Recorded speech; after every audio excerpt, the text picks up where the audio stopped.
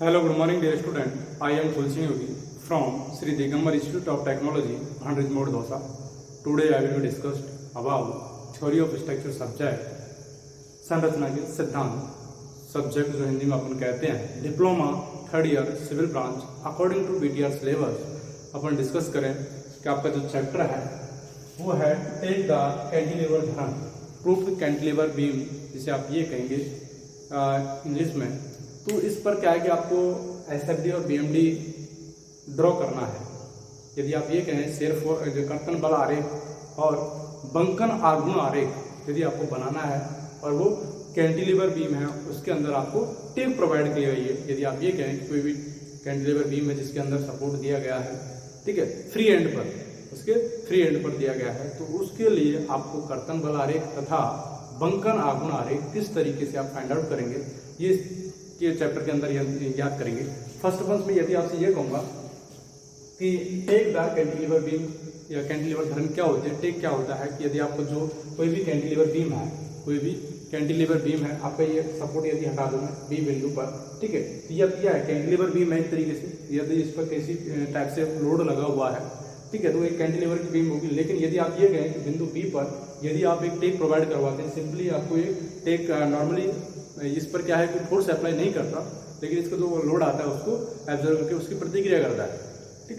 तो यहाँ पर एक टेक प्रोवाइड करवाते हैं, सपोर्ट यहाँ पे बिंदु पर जो आपका फ्री एंड होता है वहां पर यदि आप प्रोवाइड करवा देते हैं तो वो आपकी टेकदार कैंटिलीवर बीम कहलाती है। क्या कहलाती है? वो टेकदार कैंटिलीवर बीम कहलाती है। आज अपन एक एग्जाम्पल करेंगे जिसके अंदर यह है टेकदार कैंटिलीवर धरन, जिस पर केंद्र में बिंदु भार व दूसरे सिरे पर टेक लग रहा है, तो उसके लिए आपको कर्तन बल आरेख तथा बंकन आघूर्ण आरेख बनाना है। सपोज दैट मैंने आपको यहाँ पर ये कैंटिलीवर बीम दिखाई गई है, ठीक है, जिसके अंदर आपके Ly2 इधर वाला भी ये पार्ट जो है Ly2 है, यानी कि Ly2 डिस्टेंस पर फिक्स सपोर्ट से Ly2 डिस्टेंस पर जो लोड दिया हुआ है वो कितना है? W किलो न्यूटन है। कितना है? W किलो न्यूटन का यहाँ पर लोड दिया हुआ है, ठीक है। Ly2 डिस्टेंस पर ए भी एक धरन है, ठीक है, सी बिंदु आपका जिस पर आपका लोड लगा हुआ है, टोटल डिस्टेंस जो आपकी एल है, तो इसके लिए आपको बंकन आघूर्ण आरेख बनाना है, ठीक है। सर्वप्रथम अपन को ये देखा जाता है कि यदि आपने प्रीवियस वीडियो के अंदर आप देखें तो वहां पर अपने ढाल तथा विक्षेपण का मान ज्ञात किया था। किसका किया था? ढाल तथा विक्षेपण का मान ज्ञात किया था।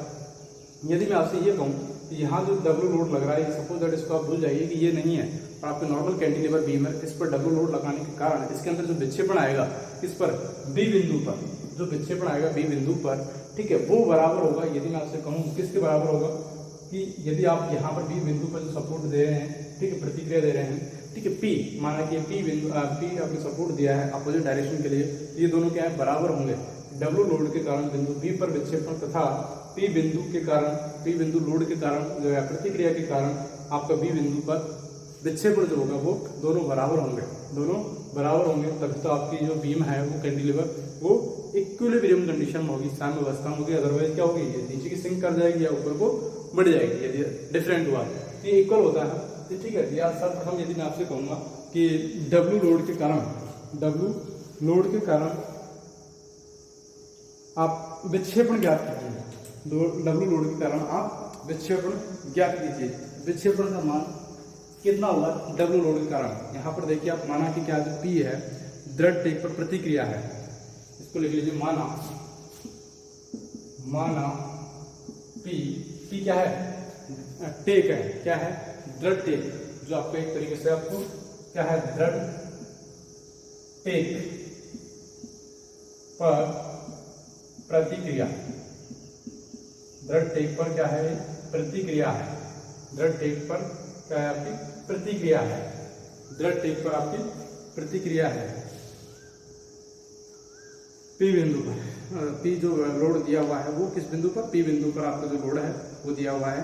यदि मैं आपसे ये कहूँ डब्ल्यू लोड के कारण बिंदु बी पर विक्षेपण, लोड आप ये कहेंगे लोड डब्ल्यू के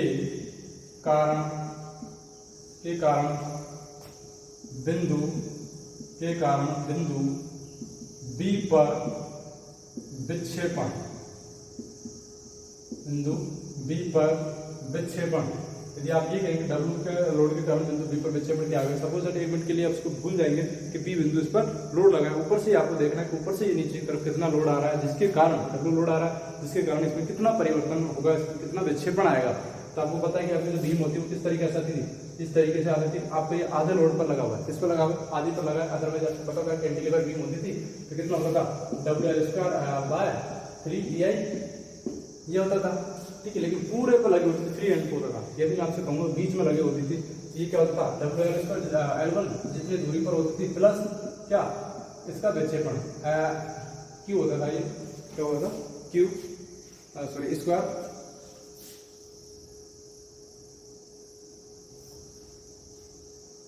ये Q आपका 3 होगा यहाँ पर ढाल के लिए जो होता था Q, और इसके लिए अपन होता था WL² यानी slope 2EI into L minus के L1 ये होता था, ठीक है। यहाँ पर भी क्या है, इस तरीके से बीच में लगा हुआ है, मिड पॉइंट पर लगा हुआ है, तो अपन ये कहेंगे मिड पॉइंट के लिए W1 की जो वैल्यू है WL1 यहाँ पर कितना है L1 Ly2 है, कितना है Ly2 है। तो आप यहाँ पर लिख सकते हैं इसके कारण विक्षेपण बाय बी यानी बी बिंदु पर जो विक्षेपण होगा वो कितना होगा, W L1 कितना है Ly2 का Q अपॉन कितना 3EI प्लस W L1 का स्क्वायर, L1 कितना है यहाँ पर Ly2 का square upon 2EI into L minus के L1 कितना Ly2।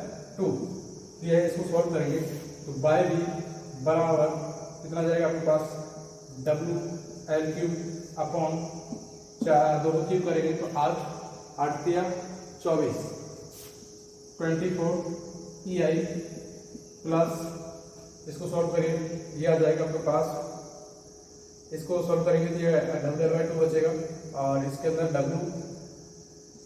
WL² ये इसका L³ अपॉन 4 दूना 8 और इसका 2 16EI WL³ अपॉन 16EI दोनों को सॉल्व करेंगे तो आपके पास आएगा, दोनों को एलसीएम लीजिए, लघुत्तम लेकर आप सॉल्व करें और इसकी जो वैल्यू आएगी वो 5WL³ अपॉन 48EI आएगी। 5 देखिए आप नीचे दिख रहा है, ओके इधर की तरफ लिखना पड़ेगा। इसको यदि मैं एलसीएम ले लेता हूँ यहाँ पर, इसका लघुत्तम लूँगा तो आपको पता है कितना आएगा 48 आएगा, 24 और इसका, ठीक है। तो आप 48EI आपको पता है इसके अंदर कितना जाएगा 2 WL³ प्लस 16 48 कितना 3 WL³ कितना हो जाएगा 3 और 2 5, आप भी कह सकते हैं 5 WL³ अपॉन 48EI। ये क्या है, बिंदु बी पर विक्षेपण है, बिंदु बी पर विक्षेपण है और किसके कारण है, W लोड के कारण जो आपका Ly2 दूरी पर लगा है वो विक्षेपण है। इसको समीकरण नंबर में 1 दे देता हूँ, समीकरण नंबर 1। यदि मैं आपसे कहूँगा कि जो P लगा हुआ है नीचे से यहाँ प्लेट लगी हुई है, प्रतिक्रिया जो लगी हुई है इसके कारण विक्षेपण, तो ये क्या है कि आपका एक तरीके से कैंटिलीवर बीम है, क्या है कैंटिलीवर बीम है, लेकिन आपका क्या है जो लोड लगा हुआ है नीचे से ऊपर की तरफ लगा फ्री एंड पर, ठीक है। इसके कारण जो होता था वो क्या होता था WL³ अपॉन 3EI होता था, सीधा सीधा, ठीक है। तो इसको मैं रब करवाया, ठीक है। इस तरीके से इसका बिंदु बी पर विक्षेपण का मान ज्ञात कर सकते हैं, किस कारण W लोड के कारण। और यदि मैं आपसे ये कहूँगा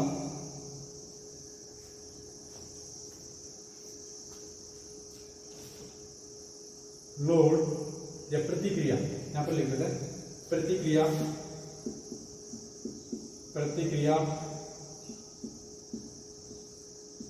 P के कारण बिंदु बी पर विक्षेपण क्या आएगा, बाई बी बराबर W जगह क्या आएगा P आएगा, P L³ अपॉन 3EI आपको जहाँ WL³ होता था, यहाँ पर क्या आपको लोड दे दिया है वो P है, तो क्या हो जाएगा PL³ अपॉन 3EI।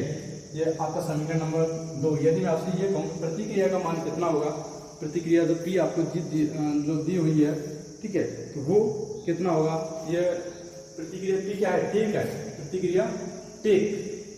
ये क्या है, एक तरीके से आपकी प्रतिक्रिया जो है वो टेक है। टेक पी के कारण जो आपका विक्षेपण है वो है ये है। यदि आप ये कहें समीकरण 1 व 2 क्या होंगे, बराबर। आपको पता है कि ये जो समीकरण आया था आपके पास, ये भी किस पर आया था, बाई बी पर आया था। विक्षेपण बिंदु बी पर विक्षेपण आया था, बिंदु बी पर विक्षेपण आया था। ये भी बिंदु बी पर विक्षेपण, दोनों क्या होंगे, इक्वल होंगे, दोनों इक्वल। यदि मैं आपसे कहूँ इसका मान इसमें रख दें या इसका मान इसमें रख दें, समीकरण 2 से 1 में मान रखने पर या इक्वल करने पर क्या हो जाएगा, P L cube upon 3 EI upon equal to 5W L cube upon 48 EI। इसको सॉल्व करेंगे, ठीक है। आपके पास P की वैल्यू फाइंड आउट करेंगे, ये इधर चला जाएगा, EI से EI कैंसिल आउट हो जाएगा, ठीक है। ये ऊपर जाएगा और 48 EI को कैंसिल आउट करेगा कितनी बार, 16 बार। ये पी की जो वैल्यू है अपने पास 5 रहेगा ऊपर, कितना हो जाएगा 5W अपॉन 16। ये आपके पास पी की वैल्यू आएगी। आप ये कहेंगे जो टेक लगा हुआ है, टेक जो पी है, पी की जो वैल्यू है, पी की जो प्रतिक्रिया आपकी जो दी है उसकी जो मान है वो कितना है, 5/16W, 5/16W जो आपका प्रतिक्रिया पर मान दिया हुआ है यहाँ पर। नेक्स्ट मैं आपसे ये कहूँगा, इससे अगर आपको क्या है कि कर्तन बल आरेख बनाना हो या फिर बंधन आघूर्ण आरेख बनाना हो तो किस तरीके से बनाएंगे। अब आपके पास प्रतिक्रिया का मान आ गया, ठीक है। तब मैं आपसे कहूँगा कि कर्तन बल आरेख बनाइए, कर्तन बल आरेख बनाइए। कर्तन बल आरेख देखिए आप किस तरीके से बनाएंगे।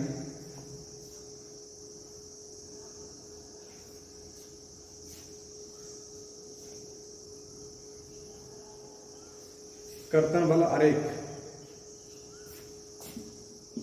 कर्तन बल आरेख, कर्तन बल आरेख जिसे आप कहते हैं SFD, SFD shear force diagram, ठीक है। यदि मैं आपसे कहूँगा कि बिंदु B पर जो आपका कर्तन बल है, कर्तन बल बिंदु B पर जो आपको फोर्स दिया हुआ है वो कितना होगा, बिंदु B पर आपका मान दिया P दिया हुआ है, क्या दिया हुआ है, P दिया हुआ है। तो वहां पर कितना मान होगा आपके पास, कर्तन बल इस पर B पर जो दिया है माइनस के P या ऑपोजिट किया है नेगेटिव। इसकी जो P की जो वैल्यू थी वो कितनी थी, 5W अपॉन 16। नेक्स्ट यदि मैं आपसे कहूँगा यहाँ B से लेकर कहाँ तक, C तक, ये कांस्टेंट है B से लेकर C तक। लेकिन जैसे आप C पर आओगे, इस पर C पर आओगे नियत रहेगा, और जैसे आप क्या आप SF एट C, कर्तन बल SF एट C बिंदु की मैं बात करूँगा, ठीक है। यहाँ तक तो पॉइंट कांस्टेंट था, B से C तक नियत है, कांस्टेंट क्या है, कांस्टेंट है, नियत रहेगा, कांस्टेंट रहेगा, ठीक है। ये वाला मान जो आपका नेगेटिव है तो नेगेटिव आपको करेगा, ठीक है। मैं आपसे करूंगा एट सी बिंदु पर जैसे आए एक W लोड लगा, ठीक है। तो आपका इसके साथ में ऐड होगा। यदि आप ये कहेंगे C बिंदु पर जो कर्तन बल रहेगा आपका, इससे FC के नाम से नोट कर दें, FB के नाम से कर दें इसको, ठीक, कितना हो जाएगा, माइनस के 5W अपॉन 16 प्लस W, इसकी जो वैल्यू आएगी इसको सॉल्व करेंगे, 11W अपॉन 16, 11W अपॉन 16, ठीक है। इसमें प्लस में है, ठीक है। अब आपको पता है कि ये जो मान है वो कहाँ तक नियत रहेगा, C से A के मध्य कर्तन बल का मान, कहाँ से, C से A तक का कर्तन बल का मान कितना रहेगा, यही रहेगा 11/16W। तो आप ये नियत रहेगा। नेक्स्ट यदि आप ये कहें कि इसका अगर आप SFD बनाएं, इसकी आप SFD बनाएं तो किस तरीके से बनेगी, आपको पता है ये प्लस में है, किस में है, प्लस में है। यदि मैं आपसे ये कोई सीधी रेखा लेते हैं, फिर क्या A बिंदु पर, A पर आप ऊपर की तरफ जाएंगे कितना, प्लस के डब्ल्यू 11W अपॉन 16, ठीक है। यहाँ पर ये नियत रहेगा इस जगह तक। इसके बाद यहाँ लोड आने की वजह से क्या है, नीचे नेगेटिव था, ये वाला कितना माइनस के 5W अपॉन 16, ये इधर की तरफ जाएगा, यहाँ तक कांस्टेंट है सी तक, ठीक है। ये पॉजिटिव में है,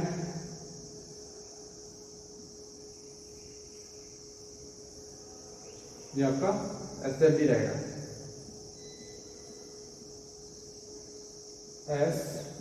SFD शेयर फोर्स डायग्राम। इसके लिए कैंटिलीवर बीम के लिए इसकी जो वैल्यू है तो आप लिख सकते हैं 5W अपॉन 16, 5W अपॉन 16 कितना रहेगा, 5W अपॉन 16, और इसकी 11W अपॉन 16 रहेगा। इसी तरीके से यदि मैं आपसे कहूँ कि इसका बंकन आगुण आरेख बनाएंगे, तो बंकन आगुण आरेख तो आपको पता है बिंदु बी जिस पर क्या है सिंपली सपोर्टेड है, वहां पर जो इसका मान होगा वो क्या होगा, 0 होगा, क्या होगा, 0 होगा। नेक्स्ट यदि मैं आपसे कहूँगा बंकन आगुण आरेख, क्या बंकन आगुण आरेख, सबसे पहले आपका की वैल्यू फाइंड आउट करने की प्रॉब्लम होती है, की जो प्रतिक्रिया तय की हुई है, बाकी किसी की नहीं होती इतनी ज़्यादा, वो SFD BMD वही अपना डिप्लोमा सेकेंड ईयर वाला पार्ट आ जाता है।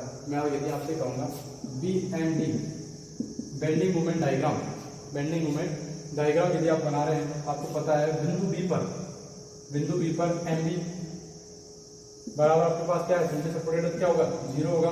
नेक्स्ट यदि मैं आपसे कहूँगा MC, सी पर आपके यहाँ पर प्रतिक्रिया लगी है P, ठीक है। इसकी जो वैल्यू है वो कितनी है, 5W अपॉन 16, कितनी दूरी पर है, L/2, इसकी जो वैल्यू है वो कितनी हो जाएगी, 5W L अपॉन 16 दोनों 32 हो जाएगी, ठीक है। नेक्स्ट यदि मैं आपसे कहूँगा बिंदु ए पर MA बराबर कितना जाएगा, MA बराबर आपको पता है कि आपका इस बिंदु पर है, ए पर है, और आपके फोर्स लगा हुआ है कहाँ पर, ये 5WL अपॉन 16, दूरी कितनी हो जाएगी यहाँ पर, L, ए बिंदु पर L माइनस, ठीक है, W लगा हुआ है, कितनी दूरी पर है, L/2 पर है, आधी पर L/2, तो आप ये कहेंगे MA पर जो मान है इसको सॉल्व करेंगे और इसकी जो वैल्यू है वो बताएंगे, तो कितनी जाएगी, माइनस के 3WL अपॉन 16, माइनस के 3WL अपॉन 16 किस पर, बिंदु ए पर MA बंकन आगुण आरेख का जो मान है वो आपके पास होगा कितना, माइनस के 3WL अपॉन 16। यदि मैं इसका आपसे ये कहूँ इसका बंकन आगुण आरेख बनाएंगे, ठीक है, तो आप सीधा सीधा बनाएंगे क्योंकि पॉइंट लोड है, ठीक है। यहाँ पर क्या करना है, आपका बी बिंदु है, वहां पर तो 0 है, बी बिंदु पर तो 0 है, आपको पता है यहाँ पर जो सी बिंदु है यहाँ पर पॉजिटिव आया था, ये ऊपर की तरफ इंक्लाइन जाएगा, ये कितना था 5WL अपॉन 32। इसके बाद यहाँ पर ये बिंदु पर क्या है, नेगेटिव आया है, माइनस के 3WL, ये इस तरीके से आएगा, यहाँ पर आपका ये वैल्यू हो जाएगी ये वाली, ठीक है। इस जगह पर आपकी माइनस के 3WL/16, ये आपका bending moment diagram BMD bending moment diagram. इस तरीके से आप कर्तन बल के लिए और बंकन आगुण आरेख बना सकते हैं किसी भी कैंटिलीवर बीम के लिए, जो आपको टेक प्रोवाइड की गई है कैंटिलीवर बीम के अंदर। तो उसके लिए ढाल तथा विक्षेपण का मान ज्ञात करके फिर आप क्या करना होता है, आपको पी की वैल्यू फाइंड आउट कर लेते हैं दोनों को इक्वल करके। उसके बाद आपको जो आपने SFD BMD पढ़ी है उसी के माध्यम से आपको ये बंकन आगुण आरेख और शेयर फोर्स कर्तन बल आरेख वहाँ बनाना होता है। थैंक यू सो मच, मिलते हैं नेक्स्ट वीडियो में।